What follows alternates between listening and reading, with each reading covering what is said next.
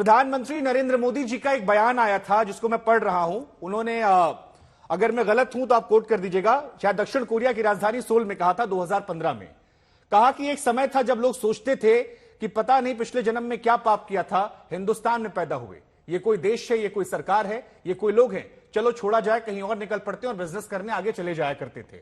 हमने चीजें बदली। वो अपनी सरकार की तारीफ कर रहे थे और उसको कोट करते पिछली सरकारों पर उन्होंने ये बात कही। अब देश की सियासत तो विदेशों में पहले भी होती आई है, और चाहे ओमान हो, शंघाई हो, यूएई हो, टोरंटो हो, तमाम जगहों पर प्रधानमंत्री जब भी एनआरआई लोगों से बात करते हैं तो वहां पर कांग्रेस की सरकारों पर, पुरानी सरकारों पर, नेहरू जी पर कई बार वो कटाक्ष कर देते हैं। तो राहुल गांधी ने किया तो इतना बड़ा हंगामा क्यों खड़ा हो गया? देखिए, मोदी जी ने जिस बात को कहा था, पहले वह सकारात्मक ढंग से बता देता हूं, फिर आलोक जी की बात का जवाब देता हूं। आजकल लोग भूल जाते हैं, सन 71 की बांग्लादेश की लड़ाई से पहले इंदिरा जी ने पूरे दुनिया में जाकर चर्चा की थी और भारत की गरीबी का चित्रण किया था और कहा था हम कितने गरीब देश हैं, हम इसको वहन नहीं कर सकते। पुराने लोगों को याद होगा 5 पैसे का एक सेस लगा था, कोई भी सामान आप खरीदते थे 5 पैसा एक्स्ट्रा देना पड़ता था, जिसे बाद में मजाक में बांग्लादेश का टिकट कहा जाने लगा था कि आपको देना ही पड़ेगा। जिस जमाने में महात्मा गांधी गए थे इरविन से मिलने, तो वो आधी धोती पहन के गए थे और उन्होंने कहा था कि हाँ हमारा पूरा देश ऐसा था। ऐसा नहीं कि वो देश का अपमान कर रहे थे, वो देश की वास्तविकता बता रहे थे। मोदी जी ने वो यथार्थ बताया था। परंतु शुभांकर जी, ये लोग तो वो हैं जो ये कहते हैं देश तो था ही नहीं कभी, अंग्रेजों ने आके देश बनाया। ये कहते हैं कि अकबर ने आके देश को बनाया। ये तो देश जो था, ये उन लोगों के साथ है जो कहते हैं इस देश में 22 नेशनलिटी है। अरे जो ये हम तो वो हैं जो कहते हैं ये देश उसका है जिसकी हम मातृभूमि भी है, पितृभूमि भी है।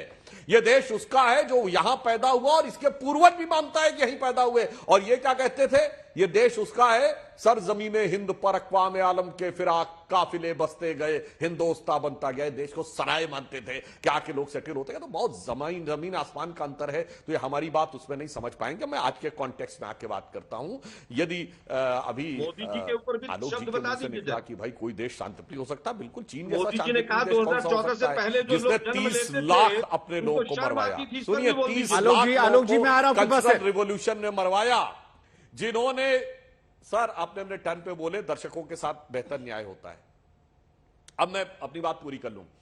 देखिए मान्यवर, उइगर मुसलमानों को कंसंट्रेशन में रखने वाला सद्भावना का प्रतीक, तिब्बत के बौद्धों पर अत्याचार करने वाला सद्भावना का प्रतीक है, हांगकांग में दमन करने वाला सद्भावना का प्रतीक है, दुनिया को वुहान वायरस देने वाले लोग सद्भावना के प्रतीक हैं। इतना ही नहीं, टियानामेन स्क्वायर में गोलियां चलवा के 10,000 छात्रों को सीधे मरवा दिया गया आर्मी के द्वारा, वह सद्भावना का प्रतीक। और जब यह बात शुभांकर जी कांग्रेस के लोग कहते हैं, मुझे इतना कष्ट होता है। हमने तो बचपन में सुना था कि नेहरू जी की डेथ चीन के सदमे में हुई, चीन ने जो उनको धोखा दिया था, और फिर नेहरू जी के खानदान के लोग चीन को सद्भावना का प्रतीक बोलने लगे। मुझे लगता है कि मोदी विरोध की घृणा में भरकर अपना देश तो छोड़िए, अपनी पार्टी और अपने परिवार का सम्मान भी तार-तार करने में लगे हुए हैं। कि जिसके शौक में नेहरू जी की डेथ हुई वो आज सम्मान और उसका प्रतीक हो जाए।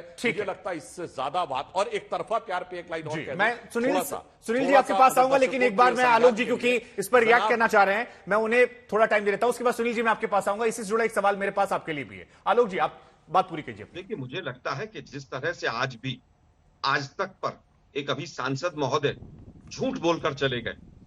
संबित पात्रा ने आज प्रेस कॉन्फ्रेंस की, उसमें 10 झूठ बोली और तमाम मीडिया चैनल्स ने कोई वेरिफिकेशन नहीं किया।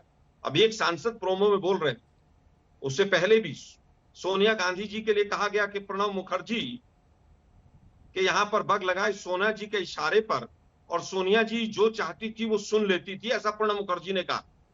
मैंने पूरा मीडिया छान मारा, उन्होंने कहीं पर कोई इस तरह की स्टेटमेंट नहीं दी।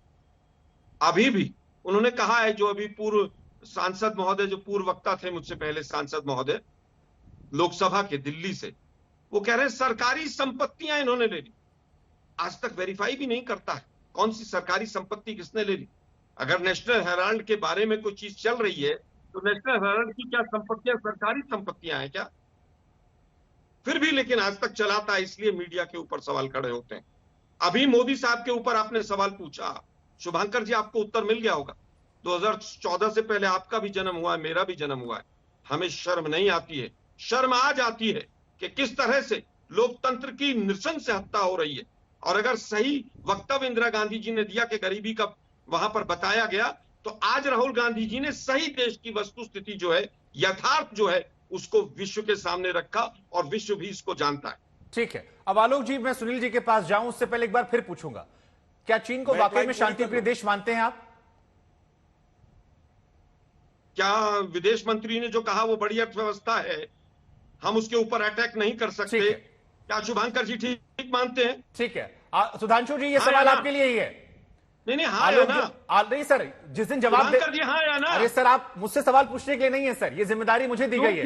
मैं पॉलिटिकल पार्टी सवाल पूछने का मेरा, मैं आपका सवाल बीजेपी को टॉस कर दे रहा हूँ, वो बीजेपी तय करेगी सर। बीजेपी की तरह नहीं सर, मुझे चुनाव नहीं लड़ना सर। जिस दिन मैं बीजेपी, कांग्रेस, समाजवादी पार्टी से चुनाव लड़ूंगा, उस दिन आप लोग मुझसे सवाल पूछ लीजिएगा, लेकिन आज सवाल पूछने की जिम्मेदारी मेरी है और वो सवाल मुझे पूछने दीजिए। इसीलिए मीडिया के ऊपर सवाल खड़े नहीं सर, आपने मुझे कोट किया, मुझ पर ही सवाल किया, तो दोनों बात में दर्शक समझदार है सर। अरे सर, आप बीच के मैसेंजर को शूट मत कीजिए सर।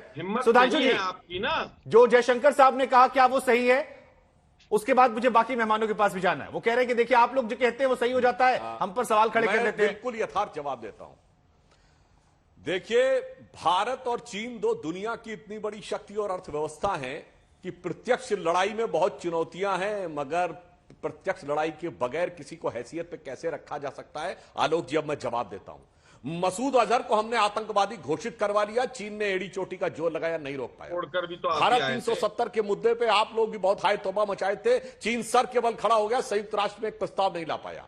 न्यूक्लियर सप्लायर ग्रुप में हम सदस्य बन गए और चीन उसको नहीं रोक पाया। मिसाइल टेक्नोलॉजी कंट्रोल रिजीम में, जिसमें प्रयास आपके जमाने में शुरू हो गया, उसमें हम सदस्य बने और चीन सदस्य नहीं, वो नहीं रोक पाया। ये होता है चीन को किस ढंग से कंटेन करना। और अगर भाई देखिए, आपने अपने टर्म में बोली है, आलोक जी, क्या तरीका, हमने कोई आलोक जी, आप जब सर बात करते हैं सर, कोई इंटरप्ट नहीं करता है। आज आपको बताता हूं, दो लोग बात करेंगे, दर्शक को सुनाई नहीं पड़ेगा सर। कार्यक्रम का नाम दंगल है, आपस में दंगल नहीं करेंगे सर हम। जी सुधांशु जी, अब मैं जवाब देता हूं। अभी क्वाड के विदेश मंत्रियों की बैठक हुई, 4 देशों का समूह है क्वाड। मैं चुनौती से पूछता हूं, आलोक जी बता दें 4 देशों के नाम जो आज चीन के साथ खड़े हो। सिर्फ 2 देश चीन के साथ खड़े हैं, नॉर्थ कोरिया और पाकिस्तान। आज हमने उसको उस मुकाम पे लाके खड़ा कर दिया है कि चाइना का जो थिंक टैंक है, उसने स्वयं लिखा है कि चाइना तियानामेन स्क्वायर के बाद के अपने सबसे बुरे कूटनीतिक दौर से गुजर रहा है, दुनिया में पूरी तरह अलग थलग पड़ा हुआ है। और चाइना को क्या हैसियत में लाना होता है? एप्पल की फैक्ट्री चाइना से शिफ्ट होकर भारत आई है, 25% एप्पल के फोन अब भारत में बनने शुरू हुए हैं। ये चाइना के ऊपर आघात नहीं है क्या? इसलिए मैं कह रहा हूं, मसूद अजहर से लेके न्यूक्लियर सप्लायर ग्रुप से लेके जो हम चीन के साथ कर रहे हैं, वो पूरी तरीके से दुनिया को दिख रहा है। मगर कांग्रेस पार्टी की स्थिति ये हो गई है, क्या लगातार बोलते चले जा रहे हैं, क्या करें? अब देखिए, 2 सवाल आए थे सुधांशु जी, आलोक जी, आप दोनों के लिए 2 सवाल आए थे मेरे पास। एक सवाल आलोक जी के लिए था, क्या चाइना शांतिप्रिय देश है, उन्होंने भी जवाब नहीं दिया। और एक सवाल आपके लिए था, जयशंकर साहब के बयान से आप सहमत हैं? आप दोनों पर ये बयान नहीं दिया आप दोनों ने जवाब। तो क्या मैं आगे बढ़ जाऊं या आप लोग देना चाहेंगे? दोनों लोग से मेरा सवाल। मैं एक बात बता रहा हूं, नहीं मैं जवाब, अरे कैसे आप कह रहे हैं शुभांकर जी, मैंने जवाब नहीं दिया। मैंने तो अपना पहला वाक्य बोला कि भाई चीन और भारत 2 बड़ी शक्ति हैं, यहां लड़ाई लड़ने से पहले दूसरे भी तरीके होते हैं लड़ाई लड़ने के। और मैंने बताया कि कूटनीतिक दृष्टि से और चुनौती से कहता हूं, ये चाइना के थिंक टैंक में लिखा हुआ है कि China is passing through its most serious diplomatic isolation in post Tiananmen square. ठीक है।